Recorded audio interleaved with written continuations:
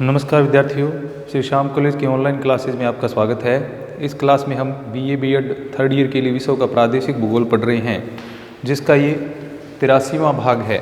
विषयों के प्रादेशिक भूगोल में हम जापान का प्रादेशिक अध्ययन कर रहे थे, जिसमें हम पढ़ रहे थे जापान में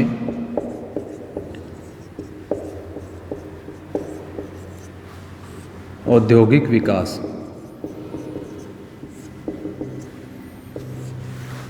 सूती वस्त्र उद्योग, उसके बाद में रेशमी वस्त्र उद्योग और ऊनी वस्त्र उद्योग के बारे में हम पढ़ लिए थे। अब हम पढ़ रहे हैं लौह इस्पात।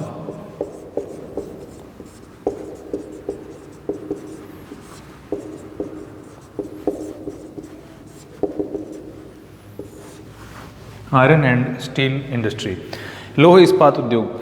तो जापान में जैसे कि हमने पढ़ा, जापान में लौह इस्पात का आधुनिक कारखाना है वो 1901 में क्यूशू द्वीप के यावाता में लगा था। यहाँ से औद्योगिक विकास है वो प्रारंभ हुआ था। अब जापान के प्रमुख जो इस्पात उत्पादक क्षेत्र हैं, उसमें सबसे पहला है उत्तरी क्यूशू क्षेत्र।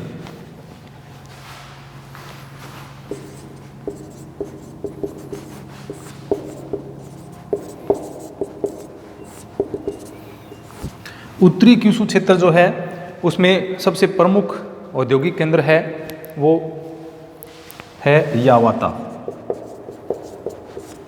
यावाता प्रमुख उत्पादक केंद्र है। यहाँ पर जापान का जो सर्वाधिक लौह इस्पात का उत्पादन होता है। इसके अलावा मोजी, तोबाता, वाकायात्सु, ये जो यहाँ के प्रमुख औद्योगिक इस्पात उत्पादक केंद्र हैं, शिमोनोसेकी है। यावाता मोजी क्षेत्र के नाम से भी इसको जाना जाता है। तो ये पहला क्षेत्र हमने पढ़ लिया था। दूसरा है ओसाका कोबे क्षेत्र। नंबर 2 ओसाका कोबे क्षेत्र। औद्योगिक क्षेत्र हैं ये, तो सभी उद्योगों में लगभग इन्हीं के नाम आते हैं। ओसाका कोबे क्षेत्र, जैसे सूती वस्त्र उद्योग के लिए ओसाका प्रसिद्ध है। ओसाका कोबे क्षेत्र है वो होन्शु द्वीप के दक्षिणी भाग, होन्शु द्वीप का जो दक्षिणी भाग यानी सबसे बड़ा द्वीप है जापान का, उसके दक्षिणी भाग में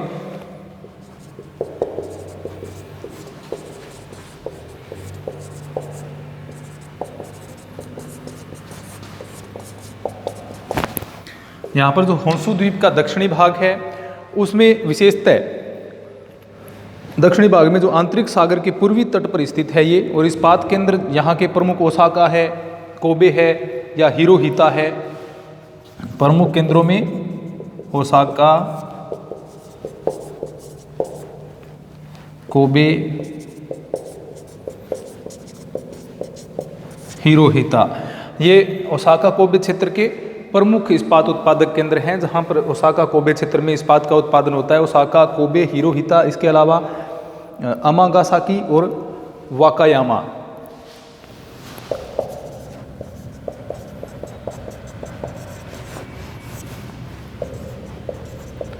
वाकायामा ये ओसाका कोबे क्षेत्र के प्रमुख लौह इस्पात उत्पादक केंद्र हैं, जहाँ पर लौह इस्पात का उत्पादन है वो किया जाता है। अब ये ओसाका कोबे क्षेत्र जो है वो जापान का तीसरा बड़ा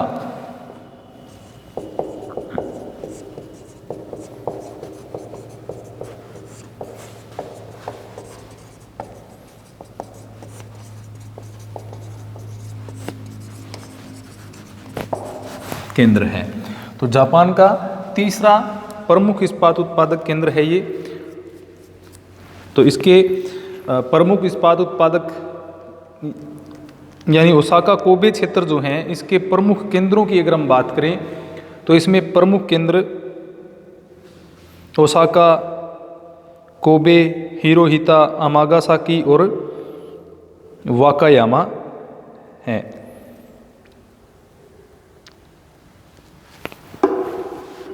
इसके बाद में अगला इस्पात उत्पादक क्षेत्र है टोक्यो योकोहामा क्षेत्र।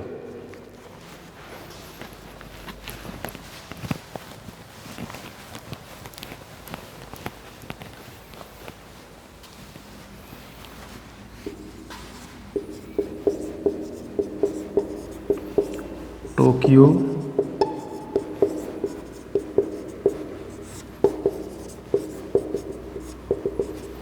याकोहामा क्षेत्र। तो ये जापान का दूसरा महत्वपूर्ण लौह इस्पात उत्पादक क्षेत्र है। पहला तो यावाता यानी उत्तरी क्यूशू वाला, और दूसरा ये है जापान का दूसरा महत्वपूर्ण इस्पात उत्पादक क्षेत्र। तो टोक्यो याकोहामा है जो वो जापान का दूसरा महत्वपूर्ण इस्पात उत्पादक क्षेत्र है। और इसके प्रमुख केंद्रों की अगर हम बात करें, यह स्थित कहाँ पर है? होंशु द्वीप के मध्य पूर्वी तटीय भाग में। यह भी होंशु द्वीप में स्थित है। होंशु द्वीप के मध्य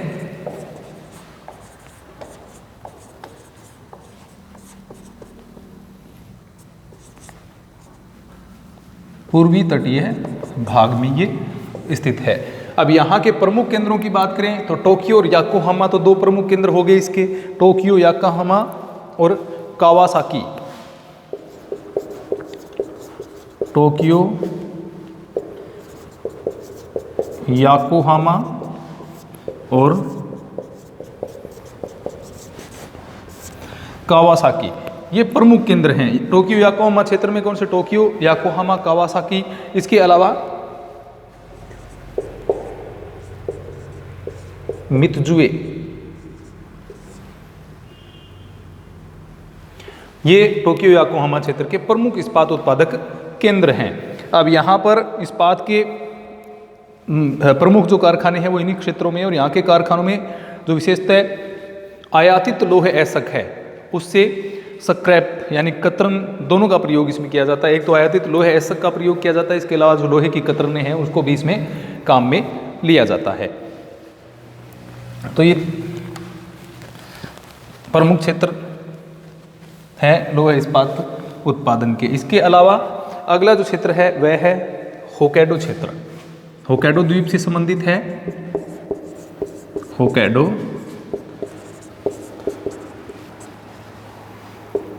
क्षेत्र तो होक्काइडो द्वीप में स्थित है, विशेषतः होक्काइडो के दक्षिणी भाग में। जो सबसे उत्तरी द्वीप है जापान का, इसके होक्काइडो के दक्षिण भाग में। यहाँ के प्रमुख क्षेत्र की बात करें तो यहाँ का प्रमुख जो इस्पात उत्पादक क्षेत्र है वो है मुरोरा। मुरोरा प्रमुख केंद्र। तो होक्काइडो द्वीप में लोहे इस्पात उत्पादक केंद्रों की बात करें तो उसमें सबसे पहला स्थान किसका आता है?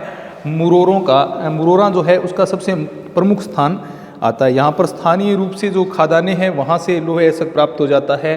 कोयला है वो समीपी जो क्षेत्र है इसका नाम है इशिकारी। तो इशिकारी से कोयला प्राप्त हो जाता है और आसपास के क्षेत्र से यहाँ पर लोहे ऐसक है वो प्राप्त हो जाता है। तो स्थानीय लोहे ऐसक पर आधारित कारखाने हैं यहाँ पर। मुरोरा के अतिरिक्त यहाँ पर जो है बेनिसी और सपोरो, बेनिसी और स्पोरो, ये यहाँ के प्रमुख ये तीन क्षेत्र हैं। एक मुरोरा है और बेनिसी और स्पोरो के ये जो क्षेत्र हैं ये यहाँ के प्रमुख केंद्र हैं जहाँ पर लोहे इस्पात का उत्पादन होता है। तो ये था जापान में लोहे इस्पात का उत्पादन। चार क्षेत्र हमने पढ़े। सबसे पहले जिसमें आता है उत्तरी क्यूशू द्वीप या उत्तरी क्यूशू क्षेत्र, उसके बाद में आता है ओसाका कोबे क्षेत्र, और दूसरा प्रमुख यानी पहला तो है उत्तरी क्यूशू और दूसरा प्रमुख है टोक्यो याकोहामा। तीसरा आता है जो पहला उत्तरी क्यूशू, दूसरा है टोक्यो याकोहामा, तीसरा है ओसाका कोबे क्षेत्र और चौथा है होक्काइडो क्षेत्र। तो जहाँ पर लोहे इस्पात का उत्पादन होता है। अब लोहे इस्पात उद्योग के अलावा जापान के प्रमुख उद्योगों में विशेष स्थान आता है जलयान निर्माण उद्योग का।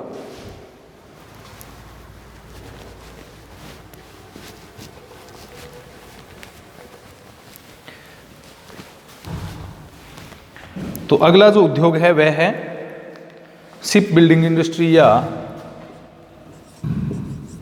जलयान निर्माण उद्योग। जलयान निर्माण उद्योग। तो विश्व में जलयान या जलपोत के उत्पादन या निर्माण में जापान का प्रथम स्थान रहा है। विश्व में जलयान या जलपोत कह सकते हैं निर्माण में जापान अग्रणी देश है। इसका प्रथम स्थान भी रहा है जलयान निर्माण में, जलपोत निर्माण में या जलयान निर्माण में इसका प्रथम स्थान भी रहा है। यहाँ पर 1890 के काल से ही छोटे जो जलयान है उनका निर्माण प्रारंभ हुआ था। निर्माण प्रारंभ 1890 में। और विशेषतः यहाँ पर जो प्रथम विश्व युद्ध है, तो प्रथम विश्व युद्ध के समय जो सैनिक सामग्री है या सैनिक आवश्यकताओं के लिए यहाँ पर जो जलयान निर्माण है उसको विशेष बढ़ावा मिला। उसके बाद में द्वितीय विश्व युद्ध में भी इसको अत्यधिक बढ़ावा मिला और इस प्रकार से जापान क्या है, विश्व में एक प्रमुख जलयान निर्माता देश के रूप में उभरा था। द्वितीय विश्व युद्ध की पराजय के बाद यहाँ का जो विशेषता है जलयान निर्माण उद्योग है उसको थोड़ा सा धक्का भी लगा, पिछड़ गया, लेकिन जो सरकारी प्रयास हैं इसके पुनरुद्धार के लिए उनके द्वारा क्या है जापान एक अग्रणी जलयान निर्माता देशों में सम्मिलित है। तो इस प्रकार से यहाँ पर प्राचीन समय से ही जलयान निर्माण है वो चल रहा है। इसके लिए सबसे महत्वपूर्ण जो कह सकते हैं कि सबसे महत्वपूर्ण जो स्थिति रही है वह जापान की द्वीपीय स्थिति।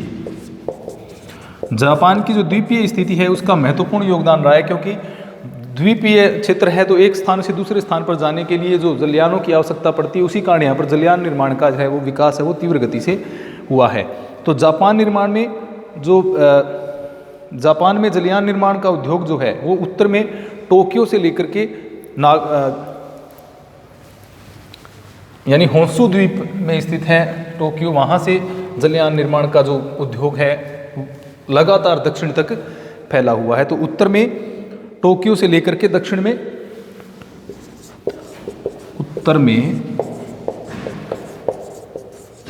टोक्यो से दक्षिण में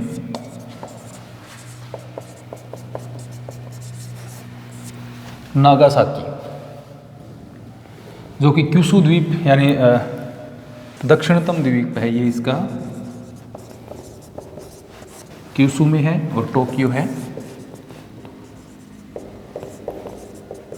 होन्शु द्वीप में। तो टोक्यो से प्रारंभ हुआ है यहाँ पर जो जलयान निर्माण उद्योग है वो टोक्यो से लेकर के दक्षिण में नागासाकी तक फैला हुआ है। अच्छा खासा यहाँ पर जलयान निर्माण उद्योग का विकास हुआ है। तो उत्तर में टोक्यो से लेकर के दक्षिण में नागासाकी तक अनेक जो सागर तटीय बंदरगाह हैं वहाँ पर जलयान निर्माण उद्योगों का केंद्रण पाया जाता है। टोक्यो से नागासाकी तक बंदरगाहों पर जलयान निर्माण उद्योग का अच्छा खासा विकास है वो देखने को मिलता है। तो क्योंकि जापान की तटरेखा है वो कटी फटी है, लंबी है, उसका भी यहाँ पर उसके कारण भी क्या जापान में जलयान निर्माण उद्योग का अच्छा खासा विकास हुआ है। इसके अतिरिक्त द्वीपीय स्थिति है तो इसके निर्माण उद्योग जो है प्रमुख केंद्र जो हैं उनमें Tokyo, Yokohama, Osaka, Kobe, Tokyo, Yokohama, Osaka, Kobe, ये प्रमुख जलयान निर्माण उद्योग केंद्र हैं। इसके अतिरिक्त यावाता, मोजी और नागासाकी का भी महत्वपूर्ण स्थान रहता है। यावाता, क्यूशु द्वीप, मोजी और नागासाकी, ये यहाँ के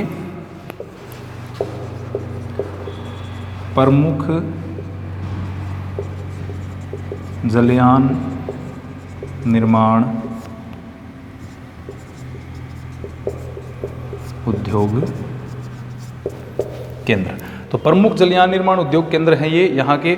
अब थोड़ी सी यहाँ पर जो विशेषतः सभी जो कारखाने हैं ये एक तो लौह इस्पात उद्योग केंद्र जितने भी हैं उनके आसपास में स्थित हैं। इसके अतिरिक्त यहाँ पर जो तटीय स्थिति है तो यहाँ पर जलयान निर्माण उद्योग है। जलयान के निर्माण के साथ साथ में यहाँ पर जलयानों की मरम्मत आदि का कार्य भी इन क्षेत्रों में किया जाता है। तो ये प्रमुख केंद्र हैं टोक्यो, याकोहामा, ओसाका, कोबे, यावाता, मोजी और नागासाकी जापान के प्रमुख जलयान निर्माण केंद्र हैं। तो इनकी स्थिति एक तो लोहा इस्पात उद्योगों के नज़दीक होने के कारण, दूसरा तटीय क्षेत्रों के नज़दीक स्थित हैं। तो यहाँ पर उत्तम एक प्रकार से सुविधा उपलब्ध हो जाती है जलयान निर्माण के लिए।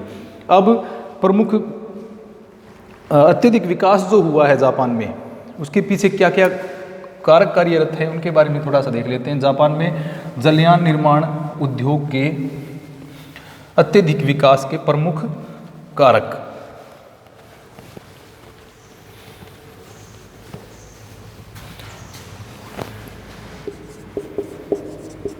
विकास के कारक, ज़्यादा विकास जो जलयान निर्माण उद्योग का यहाँ पर हुआ है उसके पीछे क्या क्या कार्यरत तत्व कार्य हैं रहते हैं। एक तो जैसे जापान प्रथम एवं द्वितीय दोनों विश्व युद्धों में सम्मिलित हुआ तो उसके कारण इनको भारी मात्रा में जलयानों की आवश्यकता पड़ी, जिसके कारण क्या इन्होंने त्वरित गति से अपने जलयान निर्माण उद्योग को बढ़ावा दिया। सबसे पहले तो यही कारण रहता है कि प्रथम और द्वितीय दोनों विश्व युद्धों में प्रत्यक्ष रूप से ये जुड़ा हुआ था, तो मजबूत युद्धपोतों की इनको आवश्यकता थी, जिसके कारण इन्होंने अपनी आवश्यकता पूर्ति के लिए विभिन्न क्षेत्रों में जलयान निर्माण केंद्रों की स्थापना की।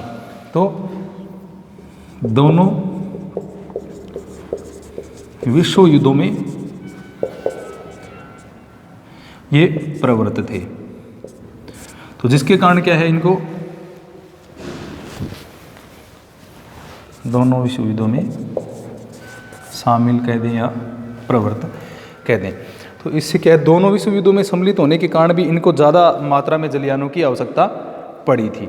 उसके बाद में दूसरा महत्वपूर्ण कारक विकास के पीछे क्या रहा, जापान में जो प्राकृतिक बंदरगाहों की सुविधा है उसके कारण क्या जो अनेक प्राकृतिक बंदरगाह हैं जिससे जलयानों को खड़ा करने के लिए सुरक्षित स्थान मिल जाता है, तो ये भी कारण रहा प्राकृतिक बंदरगाहों की उपलब्धता।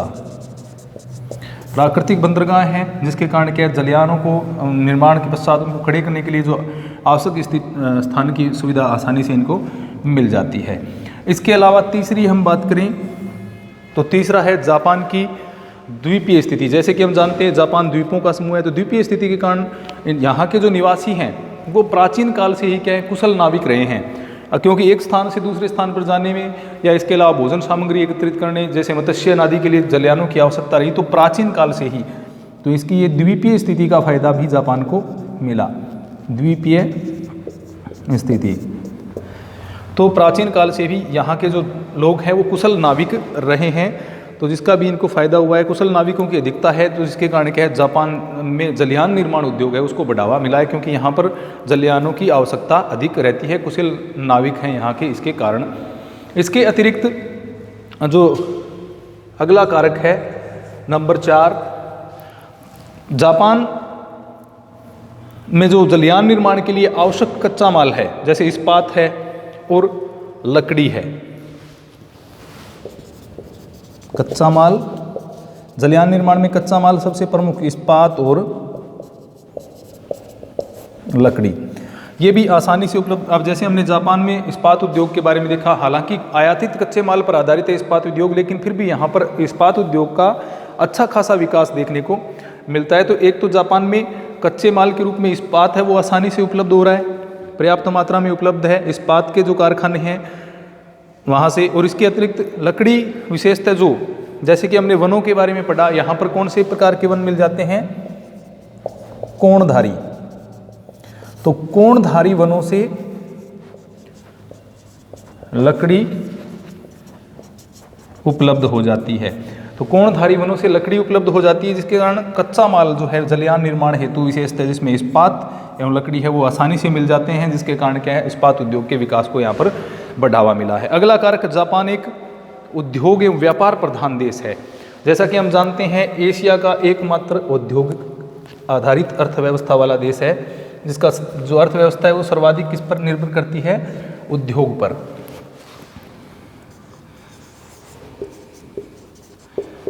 उद्योग एवं व्यापार प्रधान देश। तो जापान है वो एक उद्योग एवं व्यापार प्रधान देश है। इनकी जो अर्थव्यवस्था है वो अंतर्राष्ट्रीय व्यापार एवं उद्योग पर निर्भर करती है। तो जिससे क्या है, अब जैसे अंतर्राष्ट्रीय व्यापार अधिक विस्तृत क्षेत्र में होता है, अब अंतर्राष्ट्रीय व्यापार अधिक विस्तृत क्षेत्र में होगा तो किसकी आवश्यकता होगी,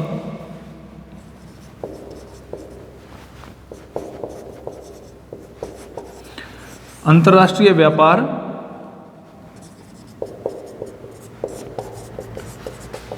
विस्तृत क्षेत्र में, और इसके लिए किसकी आवश्यकता होती है, जलयान की।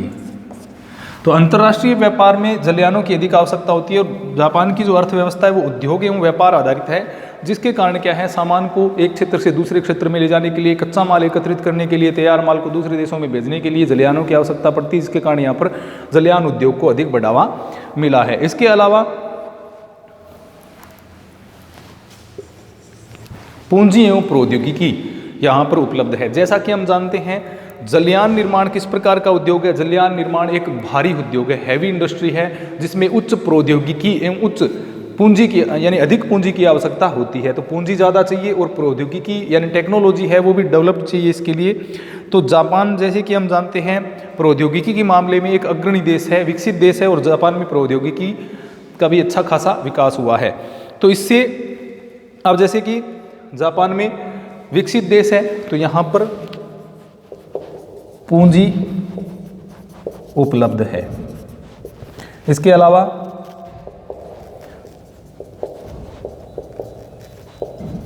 प्रौद्योगिकी भी आसानी से उपलब्ध है, यानी टेक्नोलॉजी भी इनकी विकसित है। तो प्रौद्योगिकी एवं पूंजी दोनों जो आवश्यकताएं हैं वो इनकी आसानी से क्या हो जाती हैं, पूरी हो जाती हैं, जिसके कारण क्या हो जाता है, यहाँ पर जलयान जो निर्माण उद्योग है का विकास। तो ये कारण भी इसके पीछे है कि जापान जैसे कि जलयान निर्माण जो उद्योग है वो एक अधिक पूंजी की आवश्यकता वाला उद्योग है, भारी उद्योग है। तो इसके लिए अधिक मात्रा में पूंजी की आवश्यकता होगी और टेक्नोलॉजी चाहिए कि जो दोनों सुविधाएं जापान में आसानी से उपलब्ध हो जाती हैं। इसके कारण भी यहाँ पर अच्छा खासा विकास वो हुआ है। तो ये जापान में जलयान निर्माण विकास जो उद्योग है उसके विकास के कारक हैं। अब अन्य जो उद्योग हैं उनके बारे में हम अगली क्लास में पढ़ेंगे। धन्यवाद।